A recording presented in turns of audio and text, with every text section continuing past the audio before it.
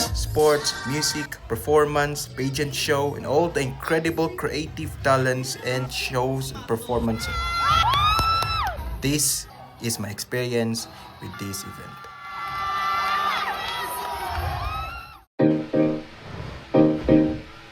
Alright, I must get up right now. It is currently 6:13 in the morning and head to school before 7.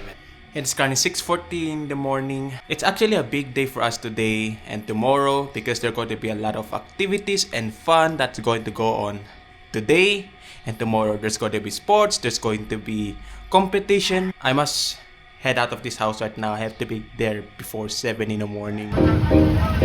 Okay, it's already 7:08 in the morning and it seems like they're still preparing the stage for our event. So I'm really pretty early. Nothing wrong with that. I'm just early. Okay, we pretty much came here pretty early. It is 7:45 and it turns out that the attendance is still currently ongoing.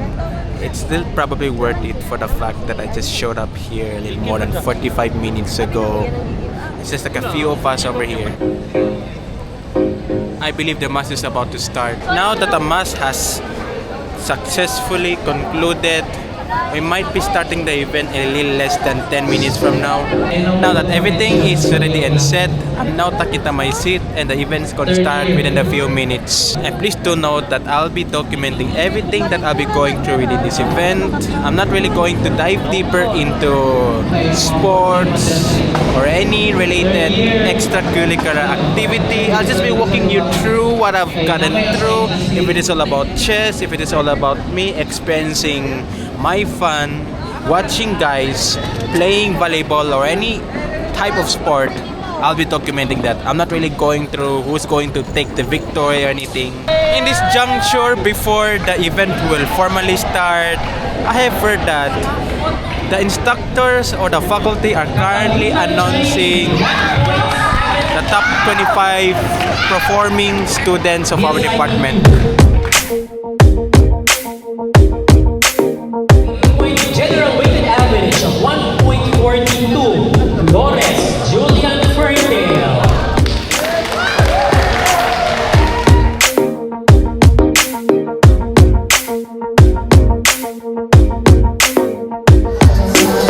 I am not expecting this at all.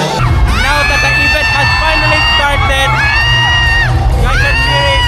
What's up, guys? Hello, what's up?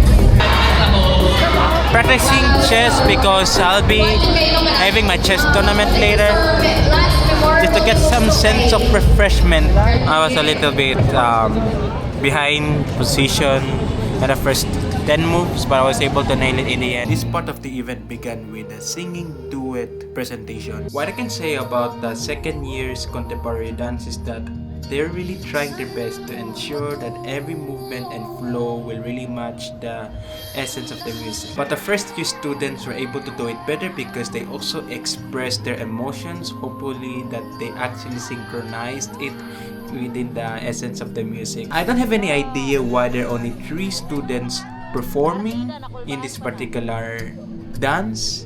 Then we'll proceed with the street dance. I kind of like the rhythm and the movement of the second year students. But I like the fact that the first year students were able to mix the essence of their street dance with denim inspired blueprints. The third and the fourth year were not able to perform the street dance. Let's go with the power dance. The second year's power dance is also kind of inspiring and fun to watch.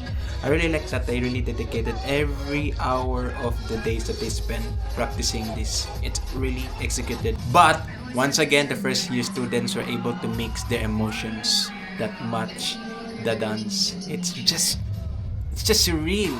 Like they really gotten this too far. For the third year, I don't really have anything significantly awesome to say about this dance. It's just simple. And yes, finally we're able to watch the presentation of the fourth year students. They've really executed the dance well. I bet they have been practicing this for a week. But everything is already getting well to the flow pretty well. The first part of the event has just concluded. Okay, now it's about time to leave to get lunch.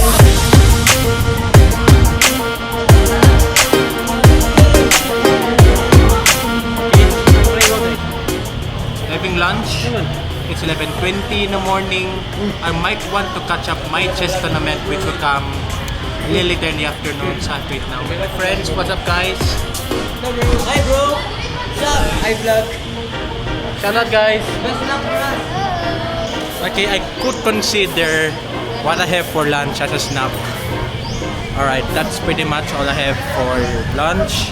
Maybe I will grab in for a bit of snack later. It is still somewhat early. We have like a little less than 2 hours of time to kill.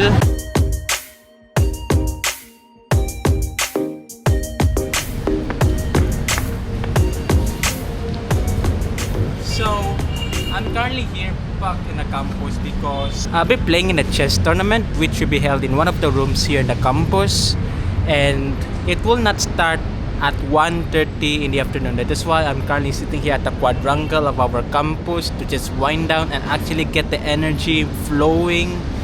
And I'm just staying here for a while. Wanted to get the fresh air that is going to help me focus a bit.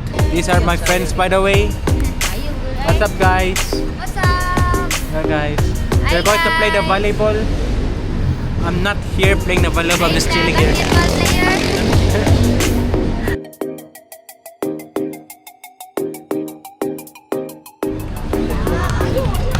Well, the guys over here are going to have the volleyball match.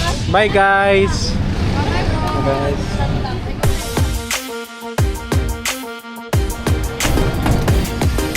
I'm entering the chess tournament. Okay, it's finally time. I don't know where I'm going to take. Maybe I'll be sitting over here or over there. Okay, played 2 games so far. I lost once and then I won once. This will be the final thing. I'm paired with a 4th year student. We both get 1 point. But whoever is going to take the cake is going to take the 2nd place. I gotta tell you something. I got a somewhat weird experience at chess. We were already in the end game. I was like 3 or 4 points up, but I didn't realize that I trapped my own rook, and that is why that led to a devastating loss that I wasn't able to figure out. Maybe because of my tunnel vision, or that I actually turned off my instinct mode the moment that I already know I'm winning. And that is why you should not turn off your instinct mode. Like you already feel comfortable, you already know that you're winning, but you shouldn't stop there. You always have to keep analyzing. You know, that could have been already good for me, but I mean, it's just an event after all. I lost in the first match because I did not realize that I had the opportunity to avoid that threat that has been brought against me. I did not avoid that, and that is why I was taken out of my initiative by that opponent. And that is why my opponent was taking the initiative in the whole middle game until the end game. He made a small mistake, but I wasn't able to continue catching up, and that is why I lost. But I was able to win on a 2nd match against the 1st year student because I really took the initiative in the opening and in the middle game. And I lost on the 3rd game against the 4th year student because I did not see that my rook was already about to be taken after I realized that I actually had trapped my rook. This is the 2nd day of the event. It's finally time that the candidates of the Mr. and Mrs. Intergalactic Odyssey will show up. The more exciting segment of this event is the pageant show. This is the moment where all the participants will show up on stage with their respective theme of their era. Just keep watching because there are a lot of exciting stuffs coming. This is going to be exciting. The Mr. and Mrs. Intergalactic show kind of continues. We have the music performance, and all the respective participants show up again, this time with their school uniform. And then we have our fellowship dinner. And then we have dinner.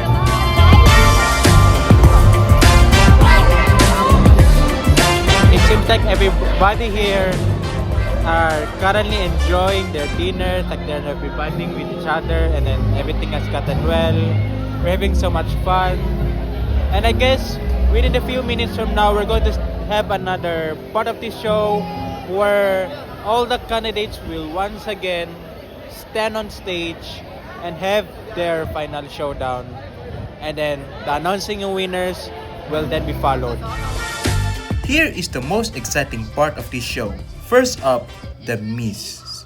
The industrial era has a striking costume, and I believe it represents the theme of the costume because back in the industrial era, the technological tools we used to have are bulky televisions, steam power, iron making, and machine tools. The costume of the Miss participant of the modern era is just made of cardboards and colored foil papers, and based on what I have seen would not make any representation with the theme that much, but I guess the posture explains that. The ancient era is stunning. Their costume truly represents their theme, and we could imagine that this is exactly what used to be their technology before. A magical golden rod and wings are just crafted articulately. The costume of the futuristic era is beautiful, but I guess that there is just little amount of props that they have implemented onto the costume. Does not give any extra representation of their theme that much, but it is great. And here comes the misters. First of all, it may seem that this participant is wearing a robot with spinning yellow paper wheels inside the box of the robot and wield weapons on each arm. Yes, but that is the main purpose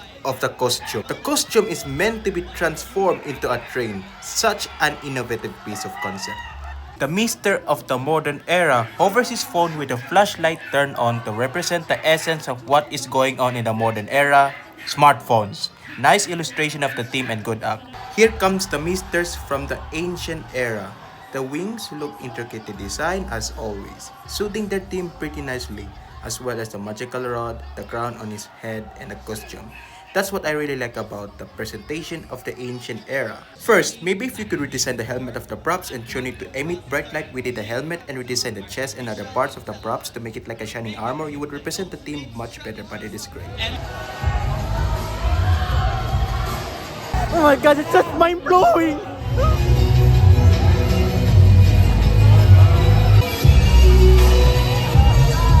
Pretty decent. This actually fits the theme very well. The feature is Zingara. There's like a bit of an advanced tech involved in that costume, but it's really good. And now finally, it's the announcement of the winners of this particular segment. Third placer is The modern era. great job done. The Mr. Intergalactic 2025 is Industrial Era.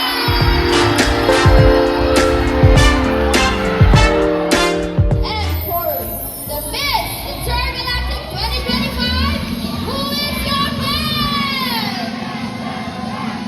The Miss Intergalactic 2025 is Ancient Era.